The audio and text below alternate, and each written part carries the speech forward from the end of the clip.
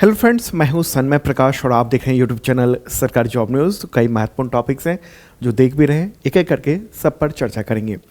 तो इस current affairs को शुरू करते हैं। उससे पहले बस रिमाइंड करा दूं आपको कि 16 नवंबर यानी कल ही सुबह 9 बजे से मैराथन वीडियो आ रहा है। जनवरी से लेकर नवंबर तक का यानी इस साल का अब तक का टोटल कंटेंट आपको मिल जाएगा एक ही साथ। ज़रूर देखिएगा, लाइव होगा ये मैराथन सुबह 9 बजे से 16 नवंबर यानी कल का दिन है ये। तो सुबह 9 बजे से लेकर 7-8 घंटे आपको देना है ताकि आप लगातार जो कंटेंट हैं इस साल के, जो कि तमाम एग्जामिनेशन में आने वाले हैं, ये सब सवाल वो सब कवर हो जाए एक ही बार में। ओके, तो शुरू करते हैं दोस्तों। और बहुत ही महत्वपूर्ण क्वेश्चन, बिहार विधानसभा चुनाव 2025 में किस गठबंधन को बहुमत मिला है? सबको पता होगा, आंसर है इसका एनडीए यानी नेशनल डेमोक्रेटिक अलायंस, राष्ट्रीय जनतांत्रिक गठबंधन। उसे सबसे ज़्यादा सीटें मिली हैं। उसके बाद फिर स्थान आता है महागठबंधन का। ठीक है, इंपॉर्टेंट बात रही। इसी से रिलेटेड अगला क्वेश्चन लेते हैं, फिर और डिटेल बात करेंगे। क्वेश्चन होगा यहाँ पर, बिहार विधानसभा चुनाव 2025 में सबसे बड़ी पार्टी बनकर कौन उभरी और उसे कितनी सीटें मिली हैं? आंसर होगा बीजेपी, भाजपा। 89 सीटें उसे मिली हैं ज़बरदस्त ढंग से। बिहार विधानसभा चुनाव में एनडीए को बहुमत मिला है और इसी के साथ फिर से एनडीए की सरकार वापस आ रही है। चुनाव से पहले नीतीश कुमार की सरकार ने लगातार बहुत सारी ऐसी घोषणाएं की थी और कईयों को लागू किया था, जिसके जरिए महिलाओं, बुजुर्गों, युवाओं, लोअर मिडिल क्लास, इन सबको सीधा फ़ायदा पहुंचा था। मतलब पहले ही वादे से पहले ही फ़ायदा पहुंचा दिया था। और भी कई सारे समीकरण हैं, उसकी वजह इसको बताया जा रहा है। इसके अलावा भी कई सारी चीज़ें हैं। ओके, अगर हम देखेंगे कि किसे कितने सीट्स मिली हैं, तो ये मेरे बगल में लिस्ट देख रहे हैं आप। तो एनडीए को कितनी मिली है? 202। ठीक है, और टोटल सीटें 202 हैं।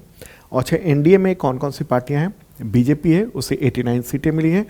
वोट का परसेंटेज है 20%। उसके बाद है जेडीयू, उसे 85 सीटें मिली हैं, प्लस हुआ है 42 सीटों का, और 19.2% सीटें इसको मिली, मतलब इतना वोट मिले हैं टोटल का। ठीक है, और ये टोटल सीटें हैं। लोजपा, उसे 19 सीटें मिली हैं, 9.9% वोट प्रतिशत मिला है। और एनडीए के अन्य और भी सहयोगी हैं, उन सबको 9 मिला है और ये 6.5% वोट मिला है। तो ये है एनडीए का पूरा जो आप स्थिति देख रहे हैं। अगर हम महागठबंधन की देखेंगे, जिसमें आरजेडी, कांग्रेस, सीपीआई और अन्य छोटे दल थे, उसे टोटल जो सीटें मिली हैं मात्र 35 मिली हैं। मतलब इतनी उम्मीद नहीं की जा रही थी। तमाम जो एग्जिट पोल भी आए थे उसमें भी ऐसी हालत की उम्मीद नहीं थी। ठीक है, और महागठबंधन को ये 135 सीटें मिली। इसमें राजद को कितनी सीटें मिली हैं? 25 -50, 50 कम हो गए हैं पिछली बार से, और 22.9% वोट मिला है इसे। ठीक है, उसके बाद कांग्रेस है, मात्र 6 सीट मिली है, 13 का नुकसान है इसे, 8.7% वोट मिला है। फिर है आपको सीपीआई एमएल, उसे 2 सीटें मिली हैं, 2.8% का। गठबंधन में अन्य को 2 मिली है, 0.6। और अन्य में जैसे कि AIMIM है, उसने भी कुछ सीटें प्राप्त की हैं। और प्रशांत किशोर की जो पार्टी है, उसे 0 सीटें मिली हैं। तो ये जो पूरा आंकड़ा है और देख रहे हैं, और ये विधानसभा में इस तरह का आंकड़ा ये होगा। एनडीए का बहुमत से भी बहुत ज़्यादा है, प्रचंड बहुमत इसको कहेंगे हम। ठीक है, लेकिन खास बात देखिए आप, राजद को, आरजेडी को 22.9% वोट मिला टोटल का, तो 25 सीटें मिली हैं। और बीजेपी को 20% वोट मिला, तो उसे 89 सीटें मिली हैं। ये फ़र्क भी है, कुछ जगह पर बहुत ज़्यादा मार्जिन से जीते होंगे, शायद इस वजह से इतनी परसेंटेज ज़्यादा दिख रही हैं आरजेडी ने। ठीक है, तो ये जो है ना महत्वपूर्ण है, और जीत की कई सारी वजहें बताई जा रही हैं तमाम न्यूज़पेपर्स में जो है वो। वैसे तो बहुत सारी विपक्ष अब बहुत कुछ जो SIR हुआ उसको लेकर भी सवाल उठा रहा है, EVM को लेकर भी कुछ बातें आप सामने आने लगी हैं। लेकिन तमाम न्यूज़पेपर्स ने ये कहा है कि जो जीत की बड़ी वजह है, महिला वोट बैंक बहुत ज़बरदस्त है। 1.21 करोड़ जीविका दीदी को 10,000 रुपये दे दिया गया था। ये मास्टर स्ट्रोक रहा। जीविका जो है ना, वो एक संगठन है, बिहार सरकार से जुड़ा हुआ है, एनजीओ है, नॉन गवर्नमेंट ऑर्गेनाइजेशन है, लेकिन वो बिहार सरकार से जुड़ा हुआ है। ठीक है। इसके अलावा जैसे 125 यूनिट बिजली फ्री कर दिया गया था चुनाव से ठीक पहले, और इससे 1.67 करोड़ परिवारों को सीधा फायदा पहुंचा। बुजुर्गों और आश्रितों को जो पेंशन है वो काफ़ी ज़्यादा बढ़ा दिया गया था। महिलाओं को, बुजुर्ग महिलाओं को तो पेंशन तो 1100 रुपये तक कर दिया गया था बुजुर्गों को। युवाओं को ये कहा गया कि जो ग्रेजुएट हैं उनको 1,000 रुपये महीना भत्ता दिया जाएगा, ये वादा किया गया था। ठीक है। स्टूडेंट्स को कहा गया कि वो उनको स्टूडेंट क्रेडिट कार्ड पर ब्याज माफ़ मिलेगा, करीब 4 लाख स्टूडेंट को फ़ायदा होना। इसके अलावा जातीय समीकरण भी था, देखने को मिला, और इसी का नतीजा हम लोग देख रहे हैं कि बिहार में ये स्थिति बहुमत का ये देखने को मिला है। ठीक है। तो ये है महत्वपूर्ण बातें। मैंने भी वोट दिया था बिहार में जाकर, मुजफ्फरपुर में। चलिए आगे बढ़ते हैं और अगला क्वेश्चन लेते हैं महत्वपूर्ण। उत्तर प्रदेश के किस जिले की पारंपरिक जड़ी पोशाक को जीआई टैग मिला है?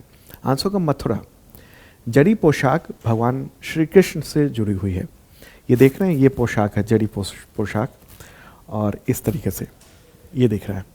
तो मथुरा की जो जड़ी पोशाक है वो बहुत लंबे वक्त से कृष्ण भक्ति, श्रृंगार परंपरा और कारीगरी का प्रतीक रही है। ओके। अच्छा, जीआई टैग कौन प्रदान करता है? मिनिस्ट्री ऑफ कॉमर्स के अंतर्गत आने वाले department of industry promotion and internal trade, उसके द्वारा ये जीआई टैग दिया जाता है। तो किसी प्रोडक्ट को जीआई टैग प्राप्त करने के लिए चेन्नई में एक ऑफिस है, जीआई डेटाबेस ऑफिस है, वहाँ पर आवेदन करना होता है, और ये इंटेलेक्चुअल प्रॉपर्टी राइट के अंतर्गत होता है, जो पूरे देश में सिर्फ चेन्नई में ही इसका दफ्तर है, वहीं पर अप्लाई करना पड़ता है। अब सवाल होगा कि जीआई टैग का मतलब क्या हुआ? जीआई टैग का मतलब है जियोग्राफिकल इंडिकेशन, यानी भौगोलिक संकेतक। ये जीआई टैग एक प्रतीक है, मुख्य रूप से किसी उत्पाद को उसके मूल क्षेत्र से जोड़ने के लिए, ताकि दूसरा कोई व्यक्ति बाहर का वो अपना उत्पाद ये ना कह दे कि यहाँ से जुड़ा हुआ है। इसलिए जीआई टैग, ताकि वहाँ के जो लोग हैं, वहाँ के कारीगर हैं, उनको इसका फ़ायदा सीधा मिल सके। अगला क्वेश्चन है, उत्तर प्रदेश के किस जिले के वाद्य यंत्र बिगुल को जीआई टैग मिला है? आंसर क्या होगा इसका? मेरठ। मेरठ का है। बिगुल जो है वो वाद्य यंत्र है, और बताया जाता है कि स्वतंत्रता इतिहास, तो स्वतंत्रता संग्राम के समय उस समय प्रमुख प्रतीक भी था। 1857 की क्रांति में बिगुल की गूंज जो है ना, वो स्वतंत्रता संग्राम में इसका उस समय उपयोग हुआ था। आज भी सेना, पुलिस बल, स्कूलों में, बैंड में भी, शादियों में जो बैंड बजता है उसमें भी ये बिगुल महत्वपूर्ण भूमिका निभाता है। आप लोगों ने देखा तो ज़रूर होगा, लेकिन सब लोग नाम नहीं जानते हैं, यही बिगुल है। ठीक है। और कहावत भी होती है ना, बिगुल फूंक दिया, तो बिगुल मतलब फूंक दिया, मतलब शुरुआत कर दी, इस तरीके से। तो मेरठ में ये पारंपरिक संगीत वाद्य यंत्र है, और उसका निर्माण किया था, और दुनिया भर में बहुत मशहूर है। अगला क्वेश्चन लेते हैं, किस राज्य के अंबाजी संगमरमर को जीआई टैग प्रदान किया गया? आंसर का गुजरात। गुजरात का जो प्रमुख तीर्थ स्थल है और शक्तिपीठ भी है अंबाजी, वहाँ के संगमरमर को उच्च गुणवत्ता वाले सफ़ेद संगमरमर के लिए ये जीआई टैग से सम्मानित दिया गया है। तो गुजरात के मुख्यमंत्री हैं भूपेंद्र पटेल, उन्होंने कहा है कि अंबाजी संगमरमर जो है, संगमरमर वो अनूठी चमक, सुंदरता, इन सब के लिए माना जाता है, और विशेष रूप से इसका जो इस्तेमाल है वो धार्मिक स्थलों पर मतलब दशकों और कई सदियों से होता आ रहा है। अंबाजी संगमरमर की खदानें हैं, और ये खदानें 1200 से 1500 साल पुरानी हैं, और उन सभी के समय ये मतलब उन सभी से बहुत सारे मंदिरों का निर्माण हुआ है। ठीक है। तो ये एक इम्पॉर्टेंट बात रही। चलिए आगे बढ़ते हैं। अगला क्वेश्चन, किस राज्य के पारंपरिक वाद्य यंत्र तुंगबुक और पुमटोंग पुलित उसे जीआई टैग प्रदान किया गया है? आंसर क्या होगा इसका? सिक्किम। ठीक है। और ये न्यूज़ भी आप देख रहे हैं ऑल इंडिया रेडियो में कि सिक्किम को ये दोनों वाद्य यंत्रों के लिए जीआई टैग दिया गया है। ठीक है, ये इस तरीके का देखने को मिलता है वो वाद्य यंत्र, ओके, इंस्ट्रूमेंट। ये 3 तारों वाला तुंगबुक जो होता है वो वाद्य यंत्र होता है, जबकि पुंगटोंग पुलिस जो है वो एक बांस की बांसुरी होती है। ठीक है, तो ये वहाँ का यानी सिक्किम का जो लेप्चा लोक संगीत है उसका एक महत्वपूर्ण अंग है और इसका बहुत ही गहरा सांस्कृतिक और आध्यात्मिक महत्व भी है वहाँ पर। ठीक है, तो ये अवार्ड जो है ना वो सब दिया गया है, दिल्ली में आयोजन किया गया था, उसी दौरान ये सबको जीआई टैग प्रदान किए गए हैं, सर्टिफिकेट दिए गए हैं। अगला क्वेश्चन होगा यहाँ, किस राज्य के पन्ना का हीरा उसे जीआई टैग मिला है? आंसर का मध्य प्रदेश। आपको पता होना चाहिए पन्ना कहाँ है, तो वह है मध्य प्रदेश में। ओके, तो वहीं के जो बेशकीमती हीरे हैं, रत्न हैं, तो उसे जो है वो जीआई टैग प्रदान किया गया है। हीरे की खदान के लिए बहुत मशहूर है, देश दुनिया में प्रसिद्ध है इस धरती से, यानी पन्ना से निकलने वाला हीरा अब ख़ास होगा क्योंकि इसको एक विशिष्ट पहचान मिल गया है, जीआई टैग मिल गया है। ठीक है, तो अंतर्राष्ट्रीय स्तर पर इसको बेहतर ढंग से जाना जाएगा। अगला क्वेश्चन लेते हैं, किस देश में 43 दिनों का रिकॉर्ड गवर्नमेंट शटडाउन यानी सरकारी बंद वो 12 नवंबर को समाप्त हो गया? Answer USA, America. वहाँ पर गवर्नमेंट शटडाउन चल रहा था और ये न्यूज़ भी आप देख रहे हैं। तो ये गवर्नमेंट शटडाउन जो है ना वो अब समाप्त हो गया है और रिकॉर्ड 43 डेज का रहा है। वजह क्या थी? इसकी वजह थी कि राष्ट्रपति डोनाल्ड ट्रंप वो जो है ना जो बजट उन्होंने तैयार करवाया था वो सीनेट से फंडिंग ये पास नहीं करवा पा रहे थे और विपक्ष से तनातनी चल रहा था, अपनी ही पार्टी के सांसदों से भी तनातनी चल रहा था। तो लंबे इंतजार के बाद अब सहमति बनी और 12 नवंबर को ये जब वहाँ की संसद से पास होके आ गया और उसके बाद फिर राष्ट्रपति ट्रंप ने उस पर सिग्नेचर किया और इसी के साथ गवर्नमेंट शटडाउन जो है वो समाप्त हो गया। ओके, गवर्नमेंट शटडाउन था, बहुत दुनिया भर में इसकी चर्चा थी। मैंने पहले भी एक करंट अफेयर्स में एक दिन इसके बारे में बताया था। इसको समझेंगे तो उससे पहले आप देखिए कि वहाँ पर फाइनेंशियल ईयर कब से कब तक होता है। तो 1 अक्टूबर से अगले वर्ष के 30 सितंबर तक ये फाइनेंशियल ईयर होता है, जबकि भारत में क्या होता है 1 अप्रैल से 31 मार्च तक होता है। ओके, अमेरिका में 30 सितंबर तक होता है, 1 अक्टूबर से शुरू होता है वहाँ पर फाइनेंशियल ईयर। तो फिस्कल ईयर यानी फाइनेंशियल ईयर, तो इस तरह से क्या होता है ना, सरकार को जो एक आर्थिक साल है उसके लिए कितना खर्च करना है, तो बजट बनाने की योजना बनाई जाती है। बजट बनता है और वो कई हिस्से में होता है। ठीक है, मतलब इस दौरान सरकार तय करती है कि पैसा कहाँ खर्च होगा, डॉलर खर्च होगा, सेना, स्वास्थ्य, शिक्षा वगैरह वगैरह बहुत सारी चीज़ें हैं उन समय। तो जब वो विधेयक पास नहीं हो पाया संसद से, मतलब सरकार के पास पैसे हैं लेकिन सरकार जनता के प्रतिनिधियों की अनुमति के बिना 1 रुपया भी खर्च नहीं कर सकती, चाहे भारत हो अमेरिका हो। तो वहाँ भी चूंकि ये विधेयक पास नहीं हो पा रहा था इसलिए फंडिंग ही रुक गई थी।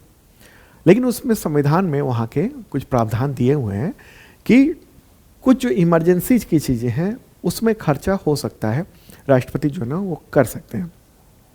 ठीक है, तो जो इमरजेंसी चीज़ें थी वही बस इस्तेमाल हो रहा था वहाँ पर। ठीक है, तो अब वहाँ पर क्या है ना, राष्ट्रपति प्रणाली है। तो अमेरिका में कोई ज़रूरी नहीं है कि वहाँ की संसद में जो 2 सदन हैं उनमें उनका बहुमत ही हो एक में। तो अगर बहुमत नहीं है और अगर बहुमत है भी और उनके सदस्यों ने समर्थन नहीं किया तो फिर बिल अटक जाता है। ठीक है, तो सरकारी शटडाउन का मतलब क्या होता है? मतलब ये होता है कि बजट पास नहीं करा पाया तो इसकी वजह से जो सरकारी विभाग हैं और सेवाएं हैं उनको पैसे नहीं मिलते हैं, तो गैर जरूरी जो सेवाएं हैं कुछ लिस्ट बनी हुई है उन सबको बंद कर दिया जाता है और इसी को सरकारी शटडाउन या गवर्नमेंट शटडाउन कहा जाता है। ठीक है, उसमें बहुत सारे कर्मचारियों को छुट्टी दे दी जाती है और उनको पैसे नहीं मिलते हैं उस छुट्टी के दौरान के। ओके, तो ये अब तक के इतिहास का सबसे लंबा ये शटडाउन रहा था। ठीक है, चलिए अब आगे बढ़ते हैं, अगला क्वेश्चन लेते हैं हम लोग। विश्व निमोनिया दिवस कब मनाया जाता है? तो 12 नवंबर को मनाया जाता है। उद्देश्य ये कि निमोनिया के रोग से निपटने के लिए लोगों को जागरूक किया जाए। ठीक है, WHO ने इसको घोषित किया हुआ है। हालांकि शुरुआत तो हुई थी global coalition against child pneumonia उसके द्वारा, लेकिन बाद में फिर WHO ने इसको सपोर्ट किया। निमोनिया क्या है? तो फेफड़े को प्रभावित करने वाली गंभीर बीमारी है और इससे पीड़ित जो व्यक्ति है उसके फेफड़े में पानी भर जाता है, सूजन आ जाती है एक या दोनों फेफड़ों में, और इसकी बड़ी वजह होती है बैक्टीरिया या वायरस।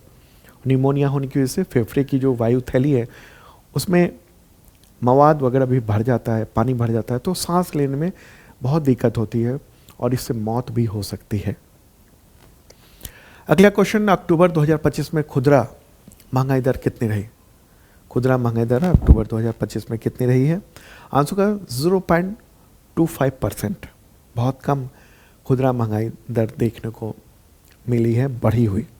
ठीक है, तो ये है करीब 14 साल का निचला स्तर ये देखने को मिला है, और ये CPI यानी कंज्यूमर प्राइस इंडेक्स उस सीरीज में अब तक का सबसे कम महंगाई है।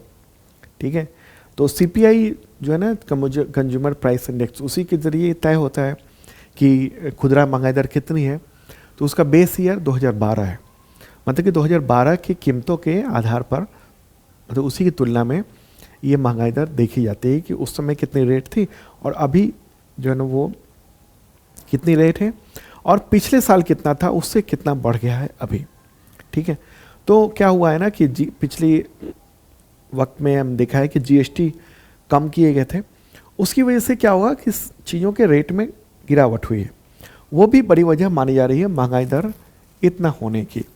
आमतौर पे RBI के जो टॉलरेबल जो महंगाई दर है वो मिनिमम 2% और मैक्सिमम 6% के बीच में होना चाहिए महंगाई। अगर 2% से कम है तो इसका मतलब माना जाता है कि विकास ठीक से नहीं हो रहा है, 6% से ज़्यादा है तो इसका मतलब भी माना जाता है कि विकास ठीक से नहीं हो रहा है। ठीक है, तो हालांकि यहाँ पर जो प्राथमिक वजह यही बताई जा रही है, दो वजह हैं। एक तो खाने पीने के सामानों की कीमत में जो है गिरावट देखने को मिली है पिछले साल इसी अक्टूबर की तुलना में, और दूसरी बात यह है कि GST के रेट जो गिराए गए, कम किए गए, उससे ऑटोमेटिकली सामान के दाम कम हुए, तो उससे असर देखने को मिला है।